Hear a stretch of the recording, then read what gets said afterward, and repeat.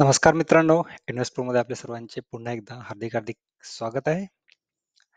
मागच्या व्हिडिओमध्ये आपण बघितलंय इन शॉर्ट जे की म्हाडा पुणे मंडळाची फर्स्ट कम फर्स्ट सर्व्ह या जी नवीन स्कीम आहे, या स्कीम बद्दलची थोडक्यात माहिती घेतली. त्यामधल्या डेट्स बघितल्या, टाइमलाईन्स बघितल्या, रूल्स, रेग्युलेशन्स, इन्कम वगैरे ते क्रायटेरियाज ते सर्व आपण बघितलेले. बट बऱ्याच लोकांना हा डाऊट आहे, संभ्रम आहे, की रजिस्ट्रेशन कसं करायचं आणि त्यामध्ये सुद्धा त्यांना काही अडचणी येत आहेत रजिस्ट्रेशनसाठी. तर त्या अडचणी काय आहेत ते आपण आजच्या या व्हिडिओमध्ये घेणार आहोत. सो रजिस्ट्रेशन कसं करायचं आणि त्यामधल्या अडचणी असतील त्या कशा पूर्ण करायच्या, त्या दूर कशा करायच्या हे आपण या व्हिडिओमध्ये बघणार आहोत. सो व्हिडिओला सुरुवात करण्यापूर्वी तुम्ही आपल्या चॅनलला नवीन असाल तर प्लीज चॅनलला सबस्क्राईब करा, आपल्या मित्रांसोबत सुद्धा शेअर करा आणि आपला टेलिग्राम आणि व्हॉट्सअप चॅनल आहे, त्याची लिंक तुम्हाला डिस्क्रिप्शन बॉक्समध्ये भेटेल. तिथे सुद्धा तुम्ही जॉईन करू शकता. तिथे तुम्हाला बाकीची इन्फॉर्मेशन सर्वात प्रथम भेटेल आणि त्याबद्दलच तुम्हाला काही डाऊट्स असतील, क्वेरीज असतील तर ते तुम्हाला तिथे लवकरात लवकर सॉल्व्ह करण्यात येतील. असं दुसरा कुठलाही चॅनल नाही ज्यांचं की स्वतःचं टेलिग्राम, व्हॉट्सअप चॅनल आहे, जिथे सर्वांना ते मदत करतात. सर्व YouTube थ्रू ते ट्राय करतायत, की जास्तीत जास्त व्हिडिओ भेटतील आणि तशी त्यांना मदत होईल. बट माझं ते नाहीये. मी कमीत कमी व्हिडिओज बनवतो आणि तुम्हाला बाकीची इन्फॉर्मेशन आपल्या टेलिग्राम आणि व्हॉट्सअप चॅनलवरती सर्वांना भेटत असते. सो आपल्या चॅनलचा उद्देश सर्वांना मदत करणे एवढाच आहे. सो आज आपण बघणार आहोत की रजिस्ट्रेशन कसं करायचं. रजिस्ट्रेशनसाठी तुम्हाला आपल्या अर्थातच bookmyhome.mahada.go.in या वेबसाईटवरती यायचंय. त्या वेबसाईटची लिंक तुम्हाला डिस्क्रिप्शन बॉक्समध्ये भेटेल. तिथे बुक नाऊ वरती क्लिक करायचंय. इथे तुम्हाला पॅन नंबर टाकायचा आहे. क्यूआर कोड हा जो काही कोड आहे तो कोड टाकायचा आणि व्हेरीफाय म्हणायचं आहे आणि त्यानंतरची प्रोसेस मी तुम्हाला डॉक्युमेंट थ्रू दाखवतोय. सो तुम्ही पॅन नंबर टाकितला, कोड टाकला आणि व्हेरीफाय म्हटलं साइन साठी, तर तिथे तुम्हाला तुमच्या पॅन वरनं ते हे डिटेल्स तुम्हाला ते फेच करेल, की तुमचं नाव काय आहे. त्यानंतर तुम्हाला तिथे तुमचा ईमेल आयडी टाकायचा आहे, मोबाईल नंबर टाकायचा आहे आणि त्यानंतर तुम्हाला पासवर्ड क्रिएट करायचा आहे. पासवर्ड 2 वेळेस टाकायचा आहे आणि तो पासवर्ड तुम्ही लक्षात ठेवायचा आहे. परत विसरला तर परत इश्यू. सो तुम्हाला जो पासवर्ड टाकताय तो पासवर्ड व्यवस्थित टाका आणि तो लक्षात ठेवा. कुठेतरी तुम्हाला वाटल्यास तर नोट करून ठेवा. आणि जो ईमेल आयडी, फोन नंबर हे पण लक्षात ठेवा, की दोन्ही चालू आहेत, वर्किंग आहेत आणि त्यामध्ये काही स्पेलिंग मिस्टेक नाहीये, चूक नाहीये, हे पण तुम्ही कन्फर्म करून घ्यायचंय. त्यानंतर नेक्स्ट बटनवरती क्लिक करायचंय. नेक्स्ट बटनवरती क्लिक केल्यानंतर तुम्हाला ओ-टी-पी येईल, जो की तुम्ही ईमेल आयडी दिलेला आहे वर आणि मोबाईल मोबाईल फोन नंबर दिलेला आहे. त्या दोन्हीवरती तुम्हाला ओ-टी-पी येईल. तो ओ-टी-पी तुम्हाला वरती ईमेल आयडीचा ओ-टी-पी आणि खाली मोबाईलचा ओ-टी-पी अशा दोन्ही ओ-टी-पी तुम्हाला टाकायचे आणि त्यानंतर इथे प्रोसीड बटनवरती क्लिक करायचंय. थोडंसं झूम करतो. ओके. प्रोसीड बटनवरती क्लिक केल्यानंतर तुम्हाला नंतरची प्रोसेस आहे ती आधार व्हेरिफिकेशनसाठी. तर इथे तुम्हाला या चेकबॉक्सवरती चेक करायचं आय अग्री आणि प्रोसीड बटनवरती क्लिक करायचं इथे. त्यानंतर पुढे गेल्यानंतर तुम्हाला सिग्निझी या वेगळ्या वेबसाईटवरती तो घेऊन जाईल. इथे तुम्हाला आधार क्रमांक टाकायचा आहे आणि हा जो नंबर आहे किंवा बाजूला जो कोड असेल, तो कोड तुम्हाला इथे टाकायचा आहे आणि त्यानंतर नेक्स्ट बटनवरती क्लिक करायचं आहे. हे काय आधार व्हेरिफिकेशनसाठी असतं. त्यानंतर तुम्हाला ओ-टी-पी येईल तुमच्या मोबाईल नंबरवरती. तो ओ-टी-पी तुम्हाला इथे टाकायचा आहे आणि कंटिन्यू क्लिक करायचं आहे. यांनी डिजी लॉकर केलेलं असेल आणि डिजी लॉकरचा पिन असेल तर त्यांना तो पिन सुद्धा विचारण्यात येईल. सो पुढील स्क्रीनवरती तुम्हाला हे इन्फॉर्मेशन देताय तुम्ही याचं कन्फर्मेशन तर इथे अलाव करायचं आणि त्यानंतर डिजी लॉकरचा पिन तुम्हाला विचारण्यात येईल. तर तो पिन तुम्हाला विचारण्यात आला तर डिजी लॉकरचा पिन तुम्ही तिथे टाकायचा आहे. जर तुम्हाला लक्षात नसेल तर आणि तुम्ही कधीतरी कॉन्फिगर केलं असेल तर सो डिजिलॉकरचा पिन तुम्ही चेक करायचा आहे एक वेळेस. तिथे पण बऱ्याच लोकांना इश्यू येतात, की डिजिलॉकरचा पिन त्यांना लक्षात नसतो. तर तुम्ही डिजिलॉकरची ॲप आहे किंवा वेबसाईट आहे, तिथे जाऊन तुम्ही रिट्रीव्ह करू शकता. तुम्ही चेक करू शकता तिथे बरोबर आहे की नाही. ते झाल्यानंतर तुम्हाला इथे तुमचा आधारवरचा आणि तुमचा करंट ॲड्रेस सेम आहे की नाही त्यावरती येस करायचं आणि प्रोसीड करायचंय.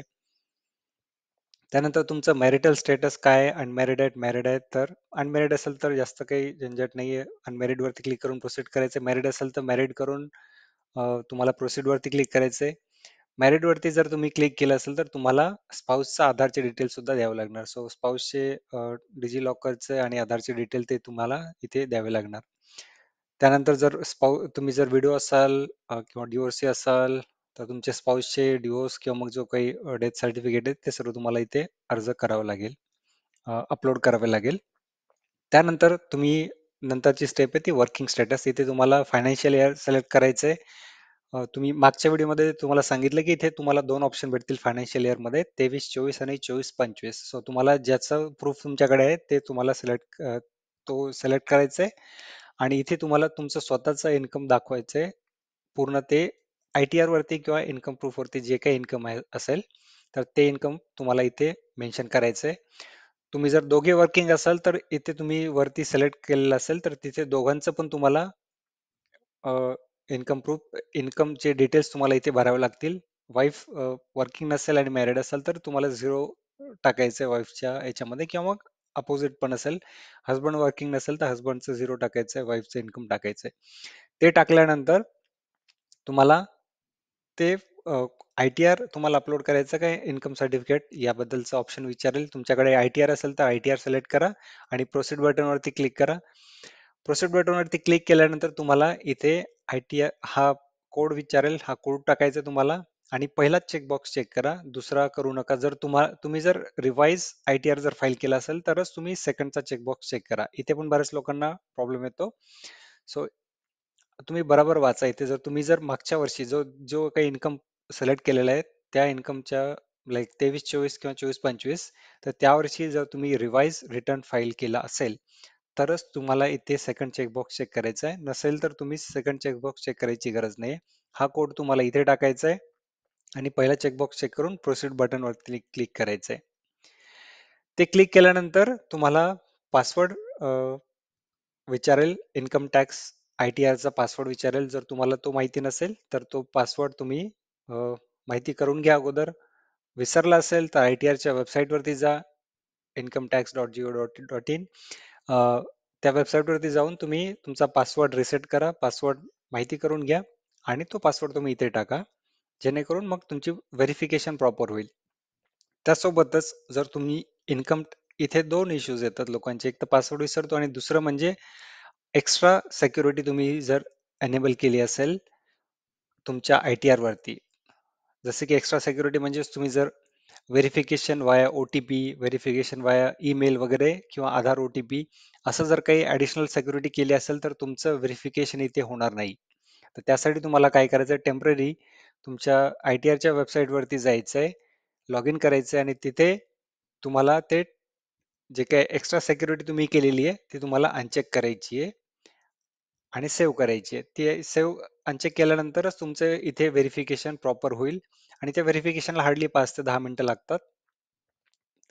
तर ते झाल्यानंतर तुम्हाला नेक्स्ट येतं जर तुम्ही कास्टमध्ये असाल तर तुम्हाला SC ST NTDT जे काही कास्ट आहे ती सिलेक्ट करायची आहे. प्रोसीड बटनवरती क्लिक करायचं आहे. त्याच्यानंतर तुम्हाला कास्ट सर्टिफिकेट अपलोड करायचं इथे. त्यानंतर कास्ट व्हॅलिडिटी तुम्हाला इथे अपलोड करायचं जर तुमच्याकडे एक व्हॅलिडिटी असेल तर. व्हॅलिडिटी नसेल तर तुम्हाला नो करायचंय. तुम्ही नंतर जेव्हा तुम्ही जर विनर ठराल तर त्यानंतर ते तुम्हाला डिटेल्स विचारतील. त्यानंतर तुम्हाला ते द्यायचंय किंवा नंतर पण तुम्ही अपलोड करू शकता. तुम्ही जर PMAY ला अर्ज केला असेल ऑलरेडी आणि तुमच्याकडे सर्टिफिकेट असेल तर तुम्ही येस करायचं, नसेल तर तुम्ही नो करायचंय. त्यानंतर हे सर्व झाल्यानंतर तुम्हाला तुमचं प्रोफाईल पेज असं दिसेल ज्यामध्ये की email I D mobile number verification झालेलंच असणार आहे. तुमचं पॅनचं व्हेरिफिकेशन किंवा डोमासाईल इथे सध्या मागत नाहीयेत बट तुम्हाला सांगितलं की तुमचं तुमच्याकडे मागील 20 वर्षापैकी 15 वर्ष तुम्ही इथे महाराष्ट्रामध्ये राहिलेले असाल तरच तुम्ही इलिजिबल आहात, नाहीतर नाहीये. डॉक्युमेंट मागत नाहीयेत बट ते कधीही त्याची व्हेरिफिकेशन झालं किंवा कोणी तक्रार केली तर तुम्हाला त्याचा दंड भरावा लागेल. त्यामुळे तुम्ही जर अशा कॅटेगरी तुम्ही जर महाराष्ट्राच्या बाहेर राहत असाल मागच्या 15 वर्षापेक्षा जास्त वर्षापासून तर तुम्ही इलिजिबल नाहीयेत. तुम्ही अर्ज करू नका. आणि त्यानंतर इथे तुम्हाला सर्व व्हेरिफिकेशन सर्व गोष्टी इथे बघायला भेटतील. व्हेरीफाईड, व्हेरीफाईड, व्हेरीफाईड, अप्रूव्ड वगैरे. हे सर्व क्लिअर झाल्यानंतर, अप्रूव्ड झाल्यानंतर, व्हेरीफाय झाल्यानंतर तुम्हाला प्रोसीड टू ई साइन करायचंय.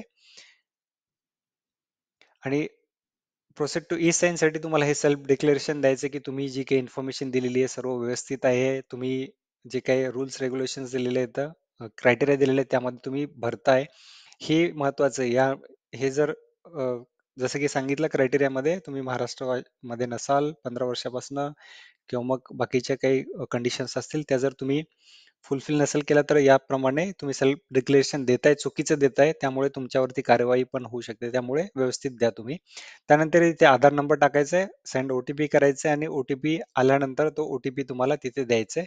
त्यानंतर व्हेरीफाय झाल्यानंतर तुम्हाला ते अप्लायचं बटन इथे एनेबल होईल आणि त्यानंतर तुम्ही अप्लाय करायला सुरुवात करू शकता.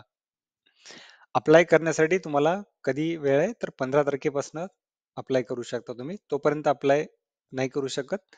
बट तुम्ही हे सर्व प्रोसेस ई साइनची पर्यंतची पूर्ण प्रोसेस तुम्हाला तोपर्यंत करून घ्यायची जेणेकरून तुम्हाला जेव्हा 15 तारखेला लॉटरीची सुरुवात होईल, अर्ज करण्याची सुरुवात होईल, त्यावेळेस तुम्हाला यामध्ये वेळ नाही जाणार आणि तुम्ही लवकरात लवकर अर्ज करू शकाल आणि त्याप्रमाणे तुम्हाला अ, फ्लॅट जिंकण्याचे चान्सेस तुमचे वाढतील.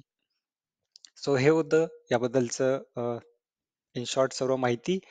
आणि जेव्हा स्कीम बद्दलचे काही डिटेल्स अपलोड होतील साईटवरती त्यावेळेस मी तुम्हाला कुठल्या कुठल्या स्कीम्स आहेत आणि त्या स्कीम्स बद्दलची थोडक्यात माहिती देण्याचा प्रयत्न करेल. धन्यवाद.